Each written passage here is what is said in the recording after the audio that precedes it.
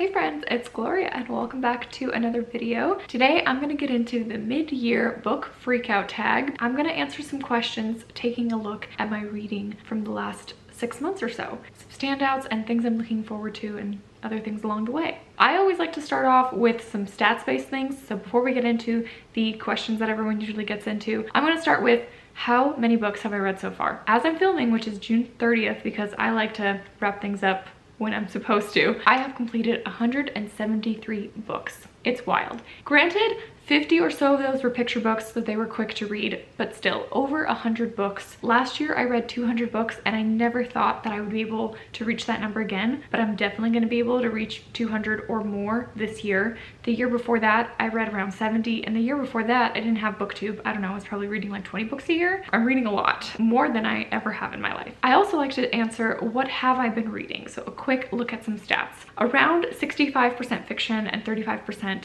nonfiction. Last year I ended at 60-40 and I'm totally happy with that. So I think as the year progresses, I'll probably read a little bit more nonfiction. And then looking at genres as a whole, obviously because I read so many picture books, children's is really like the main category, but I'm not really going to count that. Underneath that, historical, of course, no surprise there, I'm reading historical fiction. But what's a bit of a surprise is that classics have crept into number 2. I think I've already read 21 classics this year and I'm absolutely loving them. So historical fiction and classics and nonfiction are my top ones. Some stuff that has crept in that I wasn't really expecting was more romance books and more contemporary reads than usual, and doing more mood reading, which is always fun. Now let's get into the actual questions. Right off the bat, what is the best book that you have read so far this year? So in general, my reading this year has been not the best. I'm reading a lot of average books, which is fine because I'm discovering some things about myself as a reader. I do have some 5-star reads, but not as many as I would have liked. And surprisingly, no historical fictions have been amazing this year. As much as I like to read historical fiction, none have been like 5-star, blow me away, wow kind of reads. I think I'm going to try to remedy that in the next month or so. I really need to find some solid historical fictions. But the 3 books that all received 5 stars from me that were incredible reading experiences that I loved, I'm gonna start with Pride and Prejudice. I finally read it. It's my first Jane Austen. It's my first time ever reading this story and I loved it. Loved the whole experience. The audiobook narrated by Rosamund Pike was also incredible. I did a bit of both. I've always loved the 2005 movie adaptation, and I loved that I just got to spend more time with the characters that I love and understood more of the why behind each of them and the things that they did. It was brilliant, and now I'm definitely a Jane Austen fan, so much so that I want to read all the books this summer.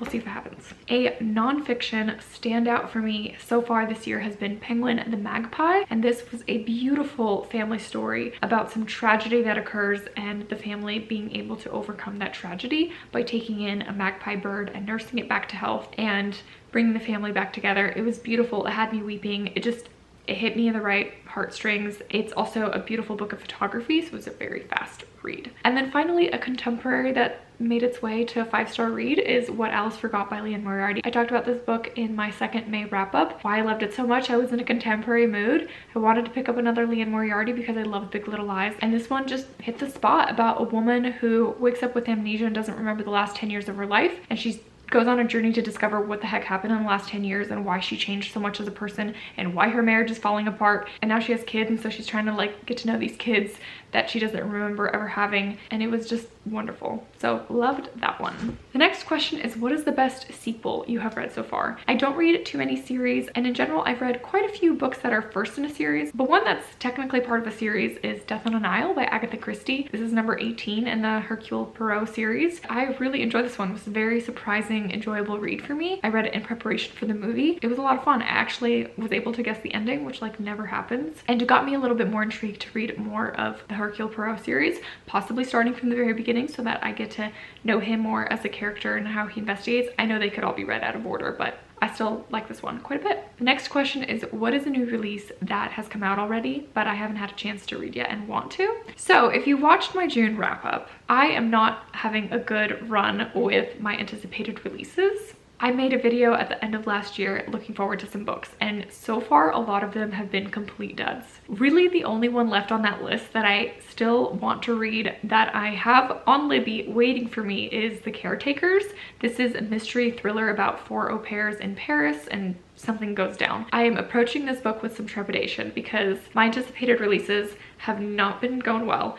And then also mystery thrillers I've been reading way less of than usual and have been a little bit harsher with. So I'm skeptical about how this one's gonna go, but I still want to give it a try because the premise does sound kind of interesting and it was on that list and I want to cross all those ones off the list. So we'll see. The next question is, what's a book that is yet to come out this year that I'm looking forward to? And in general, I really haven't done like any research for books that are coming out for the latter half of the year. I'm just like taking a pause. I have too many books and I'm a little bit overwhelmed. So I'm not really looking at any like new ones, but the one that's stuck in my mind that I will 100% read when it comes out is Matthew Perry's book about his life and his experience, probably on the show Friends, and also much more than that. I think that comes out in October or November. Whenever it does, I'm gonna read it. The next question is, what is the biggest disappointment? Like I mentioned, anticipated releases. Also, a lot of these had gorgeous covers and they sounded very interesting. Most of them were historical fiction that I was like so hyped to read, and I have DNF'd all of them, and that is The Tobacco Wives.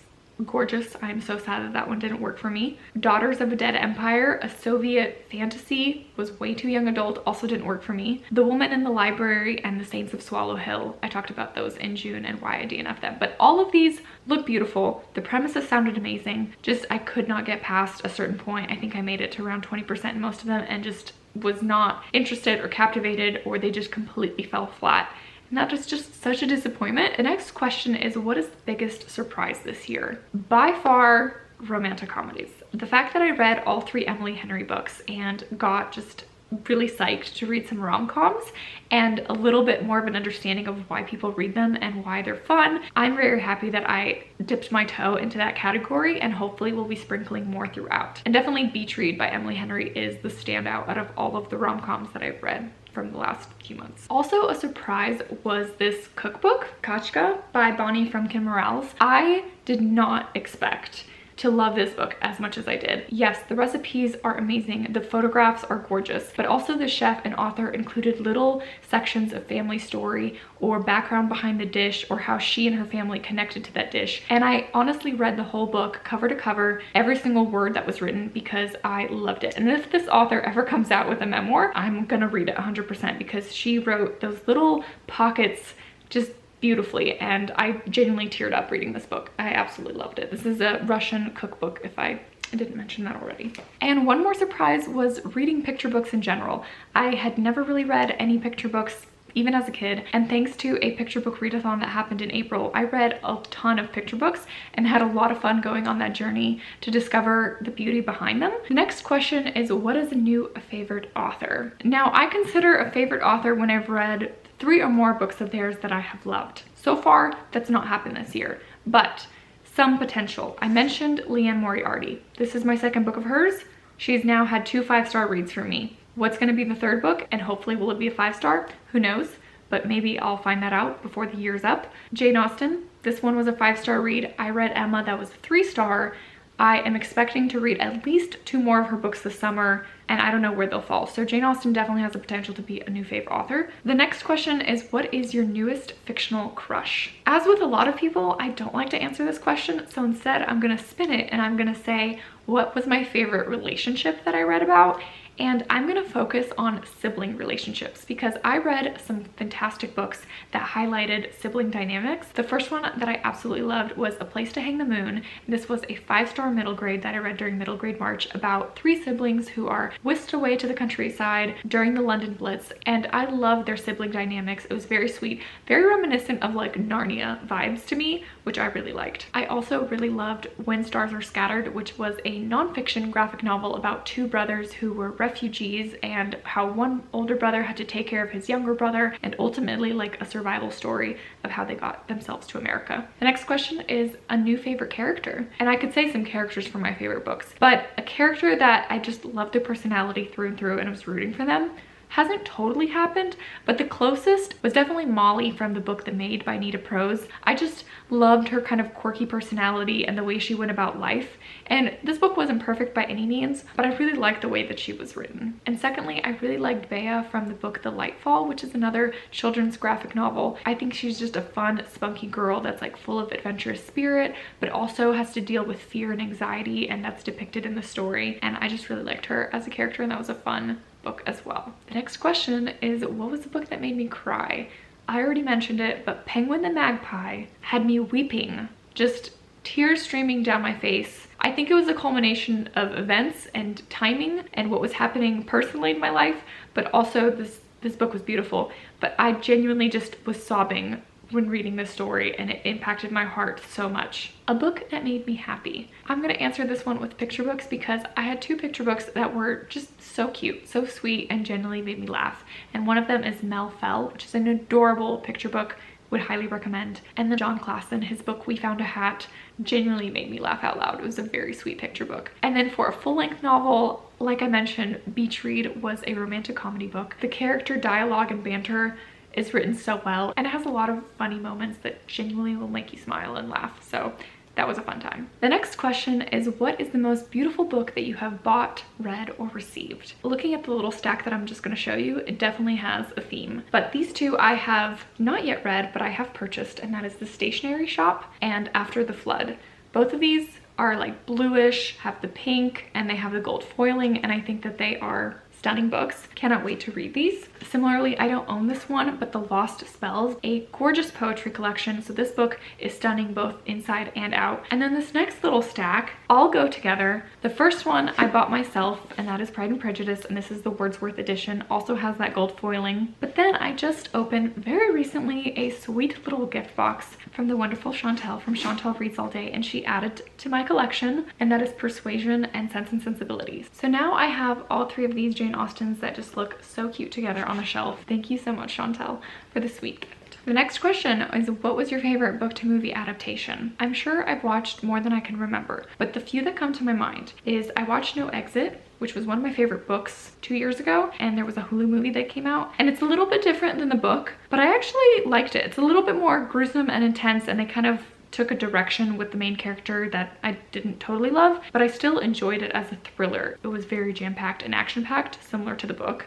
So I like that. Death on an Isle, like I said, I read the book in preparation for the movie, and the movie was totally different than the book, but the main thing that happened in the end is the same as the book, and I thought that was amazingly well done. And the movie was still super enjoyable and fun to watch. And then the Pride and Prejudice miniseries adaptation from the 90s. I had only ever watched the 2005 Keira Knightley, which I have now rewatched and is still amazing, and the book was amazing, but I had never watched that miniseries, and that was really fun, very true to the story, and I absolutely loved watching that. So I'm definitely a fan of both. And then I'll quickly mention that I am so excited to watch the Persuasion adaptation that's coming out on July 15th.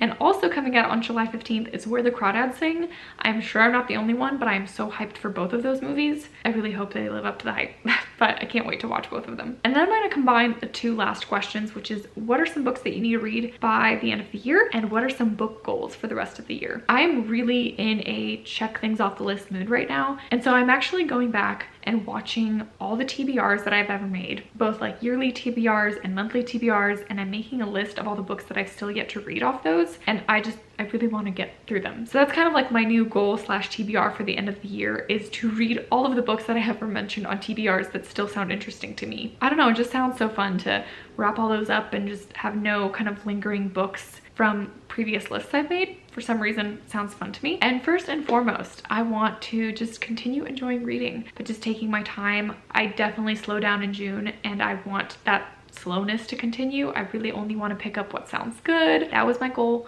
at the start of the year, and it totally didn't happen, but I think it can happen for the remainder of the year. Thank you for being here and for tuning in, and I'll see you guys in some more book videos soon. Bye!